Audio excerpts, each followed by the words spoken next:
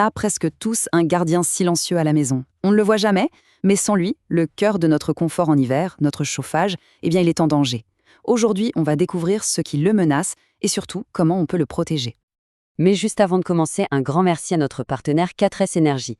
C'est grâce à eux qu'on peut vous proposer cette analyse en détail. Allez, on commence avec une question toute simple. À part de l'eau chaude, est-ce qu'on a une idée de ce qui circule vraiment dans nos radiateurs? La réponse risque de vous surprendre un peu. Alors voilà, il y a un ennemi invisible qui se cache dans les tuyaux. Et il a un nom.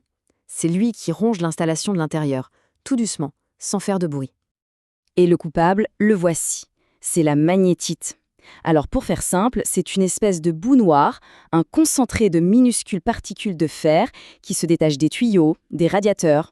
En gros, c'est comme de la rouille, mais qui au lieu de s'en aller, reste piégée et tourne en boucle dans le circuit. Et c'est là que le vrai problème se corse. L'eau du chauffage, elle tourne en circuit fermé. On ne la change jamais.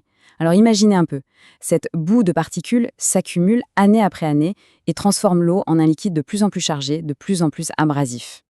Bien sûr, cette accumulation, elle n'est pas sans conséquences. Elle cause des dommages qui sont lents, qu'on ne voit pas tout de suite, mais qui à la fin coûtent très très cher. Le premier impact, il est direct et il se sent sur le portefeuille. La présence de ces boues, ça oblige le système à forcer, à travailler beaucoup plus pour produire la même chaleur. C'est assez facile à imaginer. Un tuyau propre, la chaleur passe sans problème. Mais quand cette boue s'installe sur les parois, elle crée une sorte de couche isolante. Résultat, la chaudière doit carburer, consommer plus de gaz ou de fioul, juste pour qu'on ait la même température à la maison. Et ça, bien sûr, ça se voit tout de suite sur la facture d'énergie. Mais il n'y a pas que la facture. Au-delà de ça, ces particules agissent littéralement comme du papier de verre. Elles usent prématurément les pièces les plus importantes et plus sensibles, et souvent les plus chères de l'installation. Et la liste des victimes, elle est longue.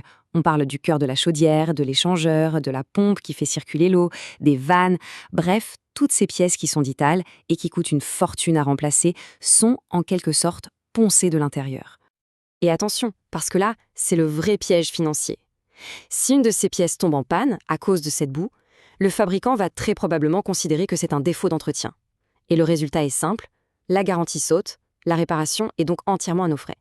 Heureusement, face à cet ennemi silencieux, il existe une solution. Une solution qui est simple, élégante et vraiment efficace. D'ailleurs, les professionnels du secteur sont unanimes. Le filtre magnétique, qu'on appelle aussi parfois pot à boue, c'est tout simplement la meilleure défense possible pour un système de chauffage. Et attention, ce n'est plus un gadget, c'est carrément devenu la norme dans les constructions neuves. Et c'est une amélioration quasi obligatoire pour les anciennes installations, surtout si on a une chaudière à condensation moderne, qui sont bien plus sensibles à la qualité de l'eau. D'accord, mais alors, comment est-ce qu'un appareil aussi simple peut régler un problème aussi tenace? Eh bien, la réponse se trouve dans les lois de la physique, tout simplement.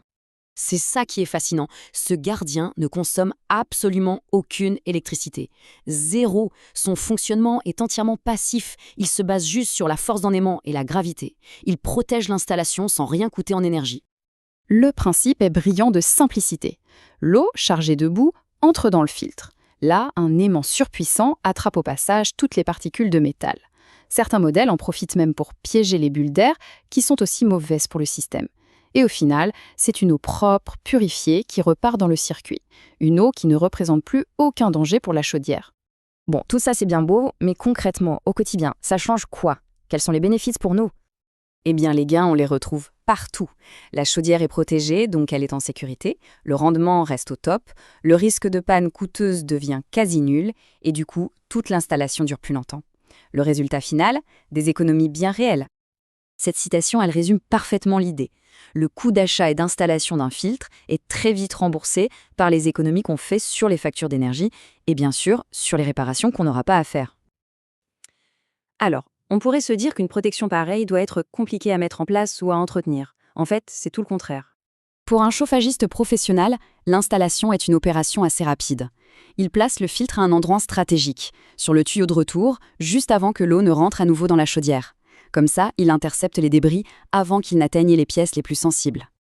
Et pour l'entretien, c'est encore plus simple. Une fois par an, quand le technicien vient pour l'entretien annuel de la chaudière, il en profite pour vider le filtre. Ça lui prend quelques minutes et c'est reparti pour 1 an de protection tranquille.